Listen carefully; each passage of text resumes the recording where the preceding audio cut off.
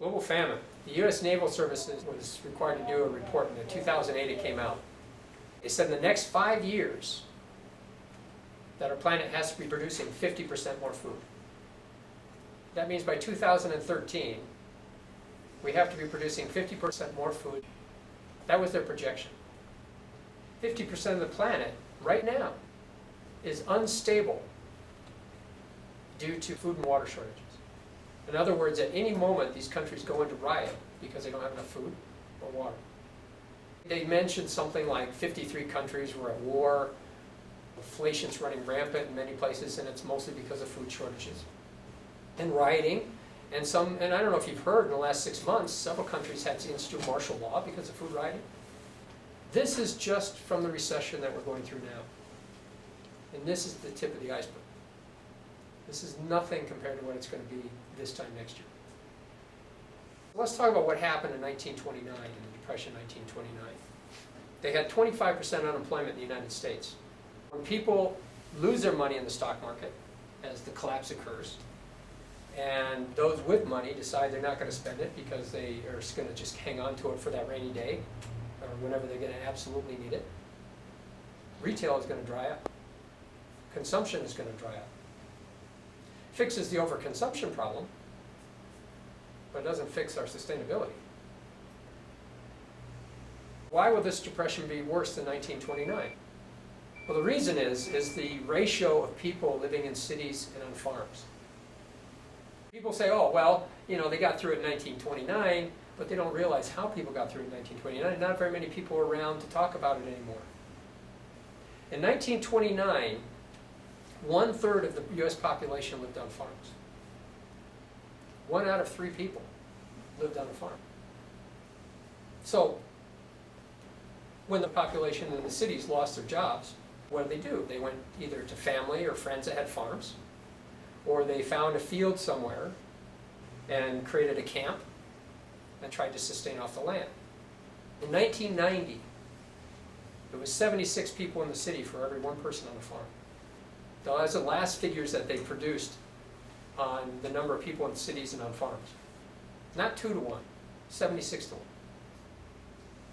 So you can imagine if everybody would lost their jobs in the city, 2 people for every 1 person living on a farm, most everybody probably could have lived on a farm. Now we have 76 people in the city for every 1 person living on a farm. All right, now you see the magnitude of the problem in this depression. Where are these people going to go? How are they going to sustain? You can't go out and squat in a field. You don't know anybody who owns a farm anymore. You got no money to buy food. We're talking about something very similar to Nazi Germany and food ration tickets. We're going to be going into a state of economic deprivation by which nobody has any concept anymore. We're not ready for it. Most people aren't, consciously, much less physically. As the economy continues to slide, more and more people in the third world countries are going into famine. So you're going to see martial law in many countries more and more frequently as more and more people are unemployed. And there's even a figure about 20,000 people a day move from rural areas to city areas worldwide. That just shows you how we're becoming unable to sustain ourselves off the land. And through generations of this, of course, how do you go back if you haven't properly prepared? And when people lose their jobs in the city and they've been sitting behind a desk their entire life, what do they think they're going to do? Go out and plant a garden for the first time in their lives and make it work? It's not practical. It's not realistic. So there's the potential for global famine. Now, of course, global famine is going to hit the third world countries first. But it's already happening here in the United States. In a place like Detroit, Michigan, where I think they already have 15% unemployment.